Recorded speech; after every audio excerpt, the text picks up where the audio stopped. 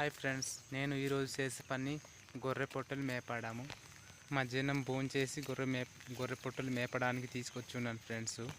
చినుకులు పడుతున్నాయి, వర్షం గట్టిగా వచ్చేలాగా ఉంది. వర్షం ఎక్కువ పడితే గొర్రెలు మేయవు, నిలబడిపోతాయి. దానివలన ఎక్కడైనా షెడ్డులు తీసుకెళ్ళి వర్షం తగ్గాక తీసుకురావాలి. మళ్ళీ వాళ్ళలో కాసేపు కట్టి ఉండి వర్షం తగ్గాక మళ్ళీ తీసుకొస్తాను మేపడానికి.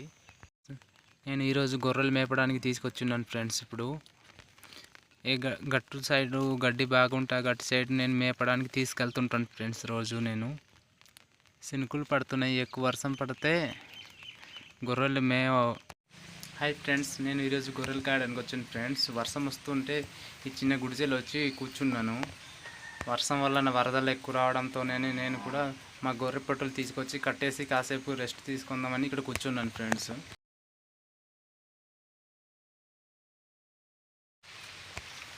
చాలామంది అనుకోవచ్చు, 2 గొర్రెలైనా మేపడా మనిషి.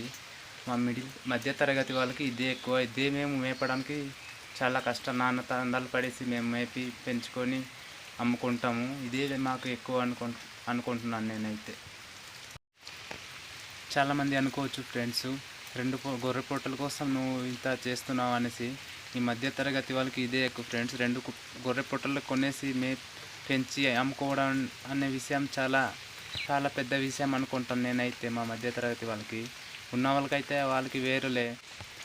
0 గ్రేజింగ్లో 10 మేకలు పెంచాలంటే కనీసం ఒక అర ఎకరా అయినా స్థలం ఉండాలి ఫ్రెండ్స్, ఖాళీ స్థలం. అక్కడ మేము గడ్డి నాటుకోవడానికి లేదా తిప్పుకుంటూ మేపాలంటే 10 మేకల్ని ఒక్కడ మేపాలంటే చాలా కష్టం అవుతుంది. 0 గ్రేజింగ్లో అయితే 10 మేకలు పెంచగలం, కానీ గ్రేజింగ్లో అయితే 10 మేకలు పెంచలేం ఫ్రెండ్స్ మా మధ్యతరగతి వాళ్ళు.